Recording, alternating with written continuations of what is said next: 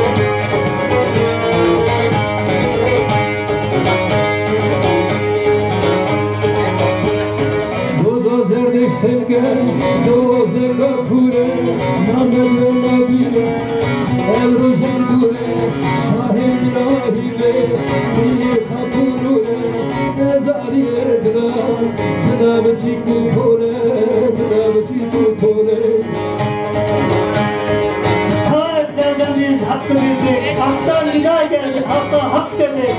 Kırklar meydanında yoldu, pak oldu. İstemez taharat, yumdum da geldim.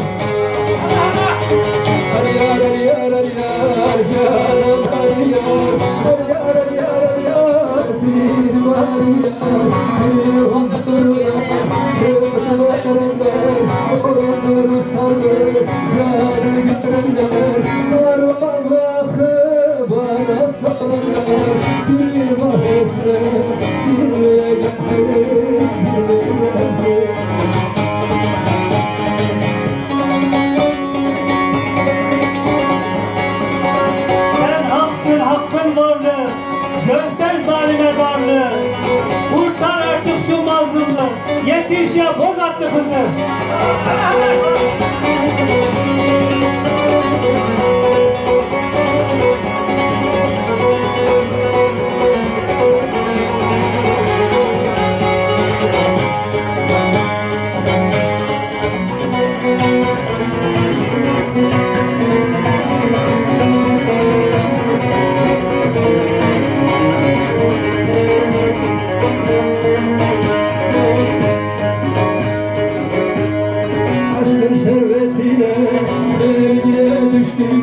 Ali bulmaya umanda coştum Ezaniyetla becarım kuştu Adem erdemi Kırabe şişti Kırabe şişti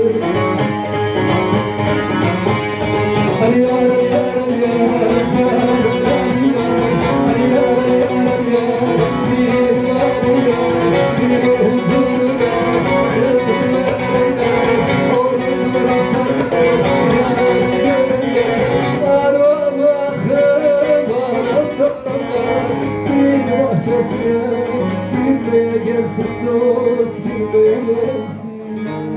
Allah Allah, Allah Allah. Bismillah, Allah Allah. Semahlarınız saf ola, günahlarınız af ola. Attığınız her adım hakka, hakikata yaklaşmış olasınız. Yüzünüz güneş gibi leke kabul etmeye, toprak gibi cömert, su gibi bereketli olasınız.